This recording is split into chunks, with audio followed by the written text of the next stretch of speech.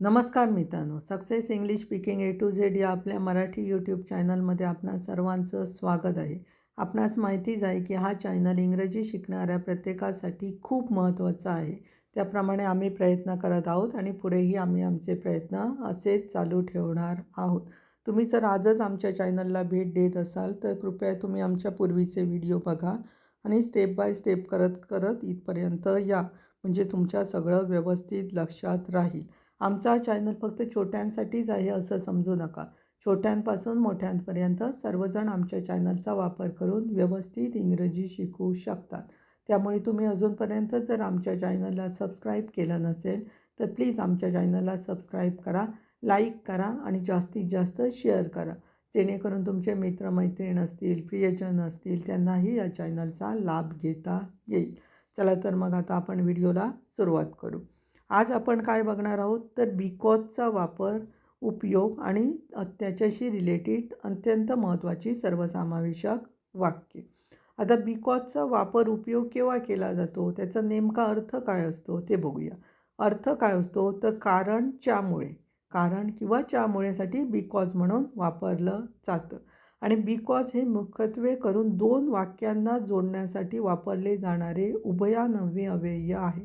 उभयान्वयी अव्यय आहे म्हणजे कंजंक्शन आहे. ते कंजंक्शन म्हणजे दोन वाक्यांना ते जोडलं जातं, म्हणून बिकॉजचा वापर दोन वाक्यांना जोडण्यासाठी केलं जातं, उभयान्वयी अव्यय म्हणून केलं जातं. पण काही वाक्यात लक्षात घ्या, काही वाक्यात बिकॉज डायरेक्टली आपण म्हणतो, कारण मला तिथे जायचं होतं, इथे जायचं होतं. त्यावेळी काय होतं तर त्यावेळी डायरेक्टली बिकॉज वापरून केलं जातं, एकच वाक्यामध्ये केलं जातं. उत्तर देताना जे देतो आपण आपण बघितलं असेल इंग्रजीमध्ये वगैरे बिकॉज वापरतो, काही वाक्यामध्ये पहिल्यांदाच बिकॉज वापरून त्याचं कारण लिहिलं जातं. तशी पण वाक्य काही काही असतात, त्यामुळे कन्फ्युजन करून घेऊ नका. दोन वाक्य जोडण्यासाठी वापरलं जातं बिकॉज. अदरवाईज एका वाक्यासाठी पण जस्ट उत्तर देण्यासाठी पण बिकॉज यूज केलं जातं, हे लक्षात असू द्या. आता वाक्य बघूया. बिकॉजची अत्यंत महत्त्वाची सर्वसमावेशक वाक्य बघूया. पहिलं बघा, रेवा आजारी असल्याकारणाने कॉलेजला अनुपस्थित होती. रेवा आजारी असल्याकारणाने कॉलेजला अनुपस्थित होती म्हणजे काय होती ती? ॲबसेंट होती. वाक्य आहे ना, Reva was absent from college because she was sick. Reva was absent from college because she was sick. आता इथे म्हणणार तुम्ही कशासाठी बिकॉज यूज केला आहे तर असल्या कारणाने म्हणजे कारण दिलेलं आहे. कारण कशाला? ती काय होती? सिक होती म्हणजे आजारी होती, म्हणजे बिकॉज शी वॉज सिक म्हणून आलेलं आहे. बघा, Reva was absent from college म्हणजे कॉलेजमध्ये अनुपस्थित, ॲबसेंट म्हणजे अनुपस्थित, बिकॉज शी वॉज सिक म्हणजे आजारी. इथे लक्षात घ्या, वॉज वापरलेलं आहे, ते तुमच्या लक्षात आलंच असेल कारण वाक्य भूतकाळचं आहे, त्याच्यामुळे वॉज वापरलेलं आहे. इथे रेवा म्हणून पण वॉज येणार, शी म्हणून पण वॉज येणार, कारण कसं आहे ते सिंग्युलर आहे म्हणून, त्यामुळे लक्षात घ्या. त्याच्यानंतर दुसरं वाक्य बघा, मी बाहेर जाऊ शकत नाही कारण माझ्याकडे खूप काम आहे. मी बाहेर जाऊ शकत नाही कारण माझ्याकडे खूप काम आहे. मग वाक्य येणार, I can't go outside because I have lot of work. I can't go outside because I have lot of work. शकत नाही म्हणून कॅन वापरलेला आहे आणि नॉट वापरलेला आहे नाहीसाठी. कांट वापरलेला आहे. कॅनॉट म्हणू शकतात किंवा तुम्ही कांट म्हणू शकतात. आय कांट गो आउटसाईड किंवा आय कॅनॉट गो आउटसाईड असं पण म्हणू शकता. Because I have lot of work. I have lot of work म्हणजे माझ्याकडे खूप काम आहे असं आहे. बिकॉज वापरलेलं आहे जोडण्यासाठी. दोन वाक्य आहे बघा, मी बाहेर जाऊ शकत नाही हे एक वाक्य झालं आणि माझ्याकडे खूप काम आहे हे दुसरं वाक्य आलं. ह्या दोन वाक्यांना जोडलेलं आहे बिकॉजने, कारणने, म्हणून ते दोन वाक्यांच्यामध्ये बिकॉज आलेलं आहे. त्याच्यानंतर तिसरं वाक्य, तो करत होता कारण त्याला माहीत होते की तो करू शकतो. तो करत होता कारण त्याला माहीत होते की तो करू शकतो. वाक्य येणार, ही वॉज डुईंग, कारण करत होता भूतकाळ आहे म्हणून वॉज डुईंग वापरलेलं आहे. It because he was doing it. He was doing it पूर्ण वाक्य आहे ते. ही वॉज डुईंग इट म्हणजे तो करत होता म्हणून. त्याच्यानंतर कारण म्हणजे because he knew that he could. He knew that he could म्हणजे त्याला माहीत होते की तो करू शकतो. इथे पण काय येतं, भूतकाळ येतो. म्हणून नोचा न्यू आलेला आहे बघा, लक्षात घ्या. KNOW हे नो आहे, माहीत असणे. त्याच्यासाठी न्यू KNEW हा भूतकाळ होतो त्याचा, म्हणून होते, म्हणून भूतकाळ आहे म्हणून न्यू वापरलेला आहे इथे. ही न्यू दॅट ही कुड म्हणजे करू शकतो, करू शकतो हे त्याला काय होतं, माहीत होते. म्हणून वाक्य he was doing it because he knew that he could. त्याच्यानंतर नेक्स्ट चौथं बघा. माझा अंदाज आहे कारण मला स्वयंपाक करायला आवडते. माझा अंदाज आहे कारण मला स्वयंपाक करायला आवडते. म्हणजे काय करायचं आहे त्याचा मला अंदाज येतो कारण मला स्वयंपाक करायला आवडतो. त्याच्यामुळे मला माहीत आहे कसं करायचं, काय करायचं आणि त्याचा किती अंदाजे काय काय घ्यायचं, इन्ग्रेडियंट्स, हे त्या अर्थाने इथे हा वापरलेला आहे वाक्य. वाक्य ना, I guess because I like cooking. I guess because I like cooking. Guess करू शकते, अंदाज लावू शकते, म्हणजे ह्यामध्ये किती काय घालायचं हे करू शकते, असं आहे ते. I guess because I like cooking. त्याच्यानंतर नेक्स्ट पाचवं. कारण ते तसे घडले. कारण ते तसे घडले. वाक्य ना, because it happen so. Because it happen so. बघ आता हे वाक्य मी सांगितलेलं, पहिल्यांदाच सांगितलेलं की आपण डायरेक्टली बिकॉजने वापरतो, कारण मला तिथे जायचं होतं वगैरे वापरतो आपण डायरेक्टली. तशा प्रकारचं हे वाक्य आहे बघा. कारण ते तसे घडले म्हणून बिकॉज इट हॅपन सो एवढंच वापरलेलं आहे ते. म्हणजे कोणी काहीतरी एखाद्याने एखादी स्टोरी सांगितली आणि त्याच्यानंतर म्हटलं त्याने कारण ते तसे घडले असं म्हटलं, त्यावेळी ते directly because it happen so म्हणजे त्यामुळे ते तसं घडलं असं म्हणतात. त्यावेळी बिकॉज इट हॅपन सो असे वापरलं जातं. त्यामुळे हे पण लक्षात घ्या. नाहीतर तुम्ही म्हणाल फक्त 2 वाक्यांना जोडण्यासाठीच बिकॉज यूज केलं जातं, असं नाही आहे. 2 वाक्यांना जोडण्यासाठी बिकॉज यूज केलं जातं, उभयानवी अव्यय कंजंक्शनसाठी यूज केलं जातं. पण हे वाक्य कसं असतं, अशी वाक्य कारणने आपण उत्तर देत असतो त्यावेळी ही यूज केली जातात. त्याच्यानंतर नेक्स्ट 6वं. मला कळलं कारण मलाही तसंच फील होतं आहे. मला कळलं कारण मलाही तसंच फील होतं आहे. वाक्य येणार, I new because I fail the same way. I new because I fail the same way. Same way म्हणजे सारखं. तसंच वाक्य येणार, आय न्यू. आय न्यू म्हणजे मला कळलं. लक्षात घ्या, आय न्यू म्हणजे कळलं. नोचं भूतकाळ न्यू केलेलं आहे. त्याच्यानंतर जोडण्यासाठी काय कळलं, तर कसं कळलं आपल्याला, तर बिकॉज कारण I feel the same way कारण मलाही तसंच जाणवतं आहे किंवा फील होतं आहे. फील होतं आहे म्हणजे जाणवणे, मला पण तेच फील होतं आहे, मला पण तेच जाणवतं आहे, म्हणून I fail the same way असं आलेलं आहे. त्याच्यानंतर 7वं वाक्य बघा. मी पिकनिकला जाणार नाही कारण पाऊस पडत आहे. मी पिकनिकला जाणार नाही कारण पाऊस पडत आहे. वाक्य ना, I will not go on a picnic because it's raining. I will not go on a picnic म्हणजे पिकनिकला जाणार नाही म्हणजे पुढचं आहे तो, म्हणून विल वापरलेला आहे. लक्षात घ्या, विल नॉट वापरलेला आहे. विल नॉटचा भूतकाळ तुम्ही आय वोंट पण म्हणू शकता. आय वोंट म्हणजे काय आहे ते शॉर्ट फॉर्ममध्ये आहे. विल नॉट म्हणजे वोंट केलं जातं. I won't go on a picnic because it's raining असंही म्हणू शकतो, किंवा I will not go on a picnic because it's raining असं पण म्हणू शकतो, कारण त्याचं पाऊस पडत आहे म्हणून. त्याच्यानंतर नेक्स्ट 8वं वाक्य. कारण ती नेहमीच दयाळू असते, मला ती आवडते. कारण ती नेहमीच दयाळू असते, मला ती आवडते. वाक्य ना, because she is always kind I like her. Because she is always kind I like her. Always kind म्हणजे नेहमीच, आणि काइंड असणे म्हणजे दयाळू असणे, म्हणून because she is always kind I like her. I like हर म्हणजे मला ती आवडते असं आहे ते. त्याच्यानंतर 9वं. बर्फामुळे हंगामाचा पहिला सामना रद्द झाला. बर्फामुळे हंगामाचा पहिला सामना रद्द झाला. वाक्य ना, the first game of the season was cancelled.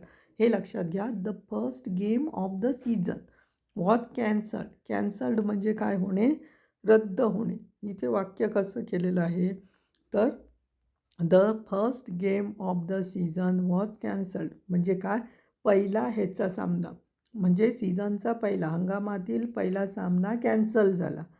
कारण बिकॉज ऑफ स्नो.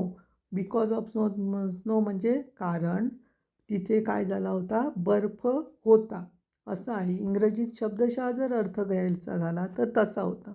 पण आपण घेताना मराठीमध्ये कसं, तर मराठीमध्ये आपण जुळवा हे करतो, व्यवस्थित वाक्य यायला पाहिजे, त्याच्यामुळे आपण ते व्यवस्थित घेतो. म्हणून इथे वाक्य कसं येतं बघा, बर्फामुळे हंगामाचा पहिला सामना रद्द झाला. पण इंग्रजीमध्ये कसं येतं, the first game of the season was cancel. म्हणजे पहिला सामना काय झाला, हंगामातील कॅन्सल झाला, कारण ऑफ द स्नो, बर्फामुळे असं आहे. पण इंग्रजीमध्ये व्यवस्थित घेतो. म्हणून वाक्य लक्षात घ्या, कशी बनवतात ते पण लक्षात यायला पाहिजे आपल्याला. इंग्रजीची वाक्य कशी बनवली जातात, मराठीमध्ये वाक्य असतं ते कसं चेंज केलं जातं इंग्रजीमध्ये, आणि ते हे केलं जातं, प्रेझेंट केलं जातं, हे पण लक्षात यायला पाहिजे.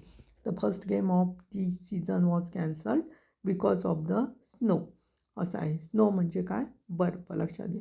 आणि कॅन्सलचं तुम्ही स्पेलिंग म्हणत असाल, लक्षात घ्या, CANCELLED तुम्ही म्हणत असाल, किंवा CANCELED. हे तुम्हाला वाटत असेल हे चुकीचं आहे, तर चुकीचं नाही आहे. ते अमेरिकन आणि ब्रिटिश लँग्वेज असं आहे. ते American, British, Indian language, English language आहे ती, त्याच्यामध्ये फरक आहे. त्यामुळे CANCELED असं पण म्हणू शकतो आपण, किंवा CANCELLED हे पण बरोबर. दोन्ही कॅन्सल्ड बरोबर आहेत. सेम वे तुम्हाला लक्षात येईल कलरचं. वर एकदा का तुम्ही बघितलं असेल की COLOR हे पण कलर येतं, आणि COLOUR असं पण येतं. त्याच्यासाठी आम्ही वेगळा व्हिडिओज पण बनवलेले आहे. ब्रिटिश इंग्रजी, ब्रिटिश इंडियन, ब्रिटिश शब्द, त्याचप्रमाणे अमेरिकन शब्द कसे असतात, त्याच्यामध्ये डिफरन्स कसा असतो, तो पण व्हिडिओज आम्ही बनवलेला आहे.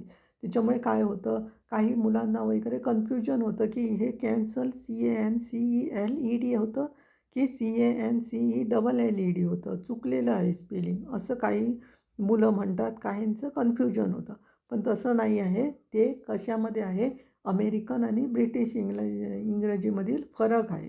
कारण ती दोन्हीमध्ये स्पेलिंग वगैरे करताना काय होतं की चेंज होत जातं, त्याच्यामुळे चेंज होतं.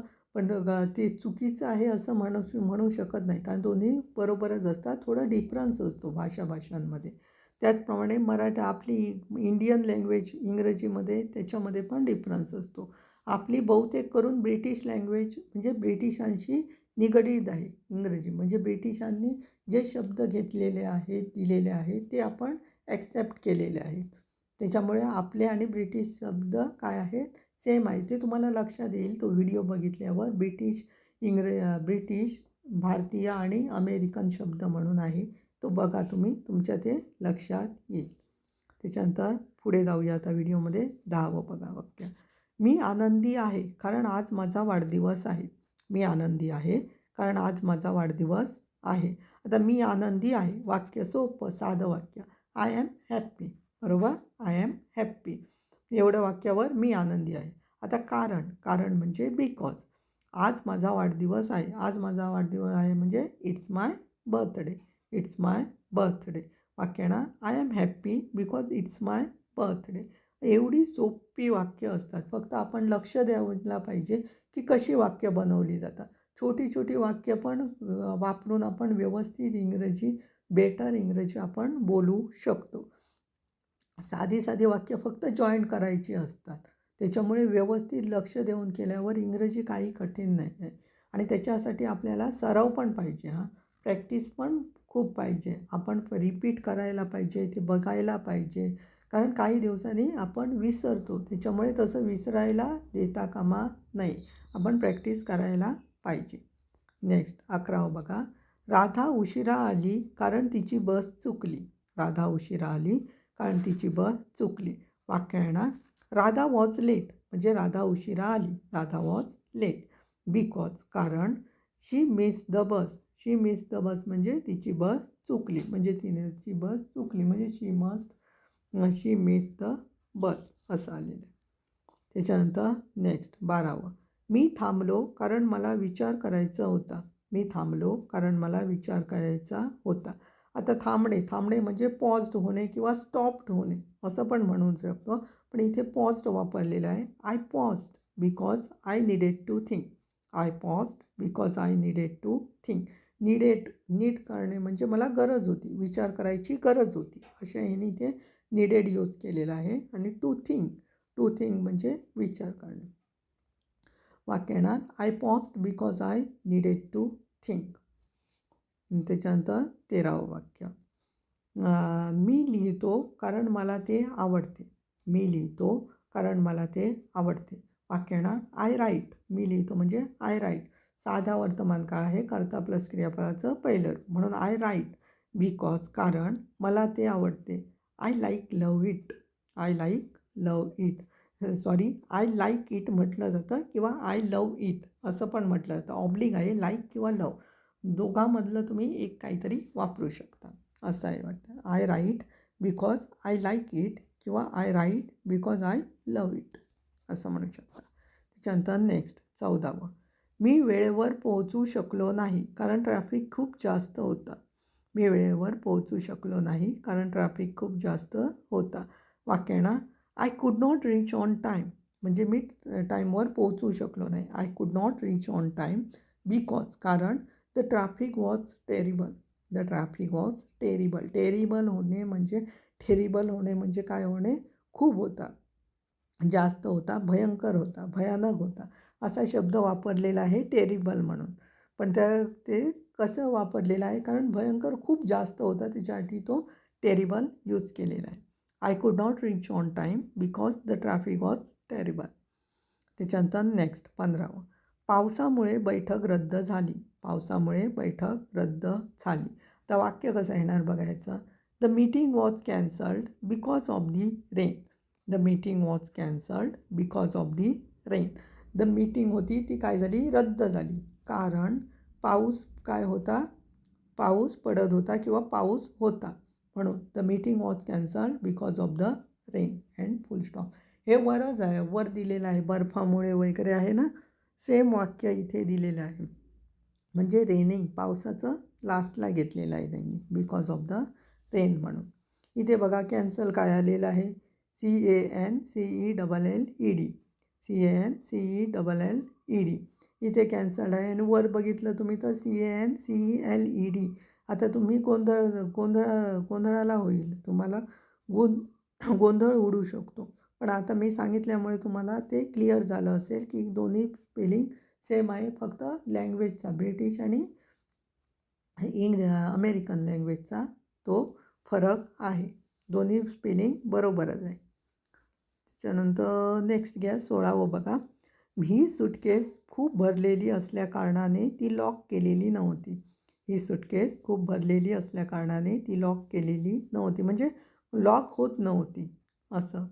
वाक्य ना, this suitcase won't lock because it is too full. This suitcase won't lock. Won't lock म्हणजे विल नॉट सांगितलेलं आहे तुम्हाला, विल नॉटचा वोंट होतो तो.